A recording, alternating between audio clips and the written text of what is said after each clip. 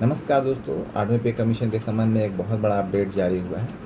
चलिए जानते हैं क्या है वो अपडेट।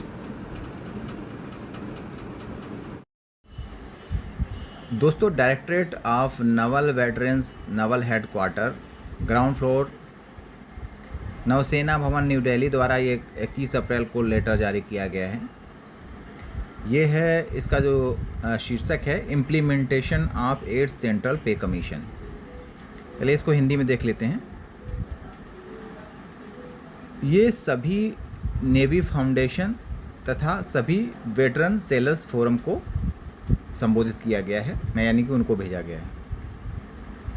इसमें कहा गया है कि भारत सरकार ने 16 जनवरी 2025 को केंद्रीय सरकारी कर्मचारियों, जिसमें सशस्त्र बल कार्मिक भी शामिल हैं, के लिए 8वें केंद्रीय वेतन आयोग के गठन की घोषणा की है। मतलब भारत सरकार 16 जनवरी को वेतन आयोग की घोषणा कर चुकी है। 8वें सीपीसी की औपचारिक अधिसूचना और संरचना की घोषणा अभी शेष है। इसमें कहा गया है कि अभी इसकी अधिसूचना और संरचना की घोषणा, मतलब कि कौन अध्यक्ष होगा, कितने सदस्य होंगे, इसकी घोषणा अभी की जानी शेष है।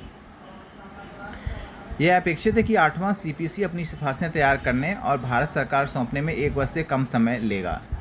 यानी कि अभी पिछले दिनों आ रहा था कि लगभग 200 दिनों में वेतन आयोग अपना कार्य करके केंद्र सरकार को अपनी रिपोर्ट सौंप देगा। आगे इसमें देखिए क्या लिखा हुआ है।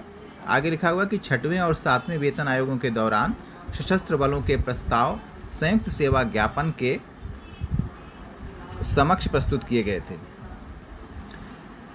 जेएसएमएस तीनों सेनाओं के बीच विस्तृत विचार विमर्श और फील्ड फॉर्मेशन से विचारों के विश्लेषण पर आधारित थे। यानी तीनों सेनाओं ने इस पर विचार विमर्श किया, उसके बाद ये प्रस्ताव सौंपे। इनका मुख्य उद्देश्य ड्यूटी करते समय सशस्त्र बलों के कर्मियों द्वारा झेले गए कष्टों, जोखिमों और खतरों को वेतन और भत्तों के संदर्भ में प्रस्तुत करना था। यानी कि जिस हिसाब से सशस्त्र बल मेहनत करते हैं, परिश्रम करते हैं और कठिन परिस्थितियों में रहते हैं, उस हिसाब से उनके वेतन भत्तों का निर्धारण किया जाए, इसकी इसमें मांग की गई थी। प्रस्ताव चूँकि इन जेएसएमएस को संकलित करने में समय लगता है, इसलिए अनुरोध किया जाता है कि नौसेना से निम्नलिखित बिंदुओं पर प्रस्ताव एकत्रित किए जाएं और मुख्यालय को भेजे जाएं।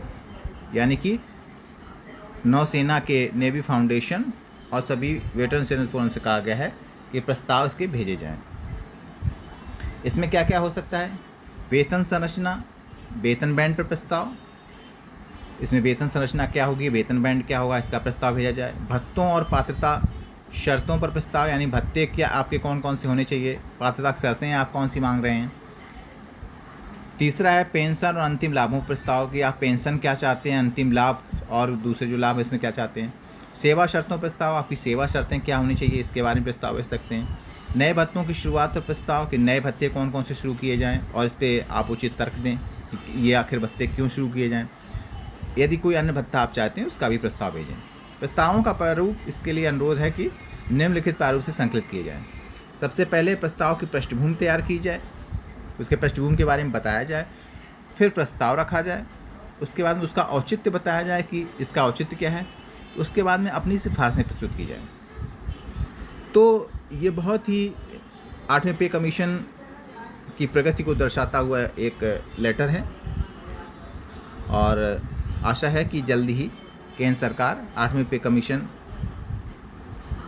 के अध्यक्ष और उसके सदस्यों के नाम की घोषणा करेगी और जल्दी से काम शुरू होगा। धन्यवाद।